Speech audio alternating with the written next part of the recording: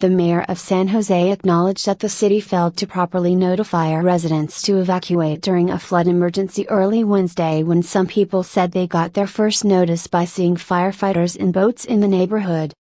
City officials ordered more than 14,000 residents to evacuate as water from swollen Coyote Creek flooded homes and temporarily shut down a portion of a major freeway.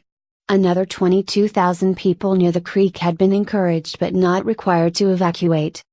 If the first time a resident is aware that they'd need to get out of their home is when they see a firefighter in a boat, that's a failure, Mayor Sam Liccardo said at a news conference.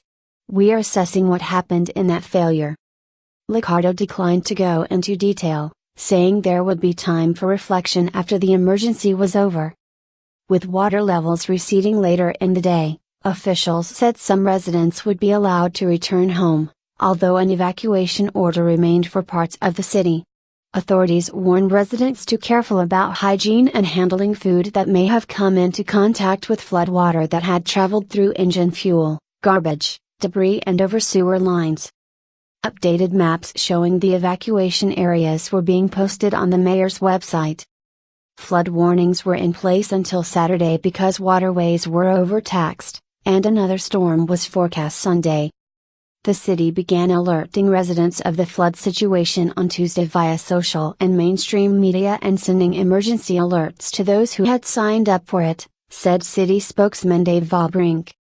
When water levels changed dramatically overnight, they sent police and firefighters door to door during the dramatic overnight evacuation. It was scary, said Irma Gonzalez, 59, whose two-story apartment complex is alongside the creek. She was awakened about 2:30 a.m. by police pounding on her door. They were like, "You've got to hurry up and go. Move it." Gonzalez spent the night at her sister's house and said she was thankful for the wake-up call and evacuation. It's better than to wake up and have water coming in. Several residents faulted the city for failing to provide proper warnings. The city dropped the ball on making sure that people were notified of the potential impact of this flood, said resident Jean Marie White, whose house and backyard were flooded. Nobody had any clue. Another resident, Julie Smalls, said there was no warning from the water authority or the city that the flooding would be so intense. Her backyard, which slopes down to the creek, was submerged in about 20 feet of water and eventually flooded her basement, she said. Had we been made aware of the severity of what was coming our way, we would have done a whole lot more to get stuff out of our basement, she said. About 300 people stayed in emergency shelters set up by the city, while many found other accommodations. Bob Benjamin, a meteorologist with the National Weather Service, said the water level in 30-mile-long Coyote Creek reached a 100-year high during this week's storm. Downpours in the past few weeks have saturated the once drought-stricken region and wreaked havoc for residents. At least 4 people have died as a result of the storms throughout the state in the past week. Assistant San Jose City Manager Dave Sykes said officials first became aware of the rising water late Tuesday when firefighters began evacuating about 400 people from low-lying residential area.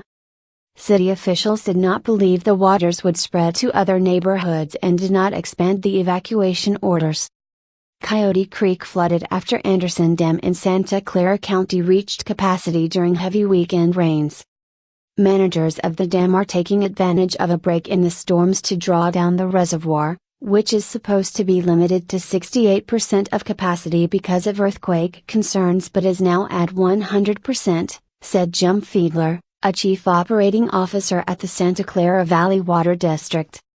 He said it could take 9 weeks to bring it down to normal levels.